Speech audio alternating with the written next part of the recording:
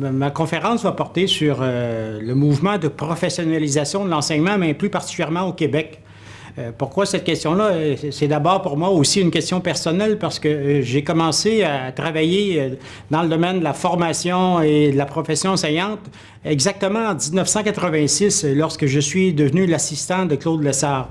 Or, le mouvement de professionnalisation de l'enseignement a commencé sensiblement la même année avec le lancement du rapport du Holmes Group aux États-Unis et l'année d'après, je crois en 87, du Carnegie Foundation qui avait produit aussi un certain nombre de documents sur la professionnalisation. Donc, toute ma carrière de chercheur et de professeur est mêlée intimement au mouvement de professionnalisation de l'enseignement. Et là, ça fait plus de 25 ans, un quart de siècle, que ce mouvement fonctionne en Amérique du Nord et en Europe, mais particulièrement au Québec. Et donc, le but de ma conférence, ça va de faire une sorte de bilan d'étape, parce que je ne pense pas que ce mouvement-là va s'achever dans les prochaines années. L'histoire des professions montre que les processus de professionnalisation sont des processus de longue durée. Cependant, au bout de 25-30 ans, je pense qu'on peut faire un bilan, et le bilan que je vais faire va s'avérer, au fond, un bilan assez négatif dans la mesure où je vais essayer de montrer que le mouvement de professionnalisation au Québec est un mouvement largement bloqué. Et pour faire cette démonstration-là, je vais m'appuyer sur certains éléments.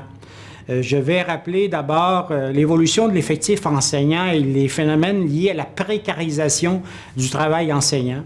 Je vais aussi m'attarder à ce que j'appelle le déclin de l'école publique, particulièrement sensible dans la région de Montréal où la compétition avec le privé et avec une partie des établissements publics qui jouent la même carte que le privé, ont donné à brève, depuis une vingtaine d'années, je dirais, un déclin notamment des populations scolaires qui sont parties du public vers le privé, mais aussi une recomposition des clientèles scolaires qui fait en sorte que les enseignants sont confrontés à des nouveaux publics scolaires qui sont beaucoup plus difficiles. Autre élément que je vais aborder rapidement, c'est aussi l'évolution du syndicalisme enseignant qui, à mon avis, a perdu de la vigueur depuis les années 80. Le récent schisme qui date d'une dizaine d'années, de 7-8 ans, je crois, entre la CSQ et d'autres associations d'enseignants ne s'était pas vu depuis les années 40-50 au Québec.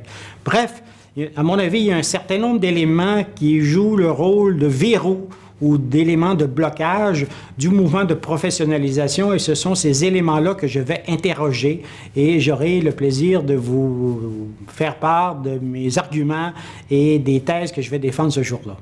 Merci.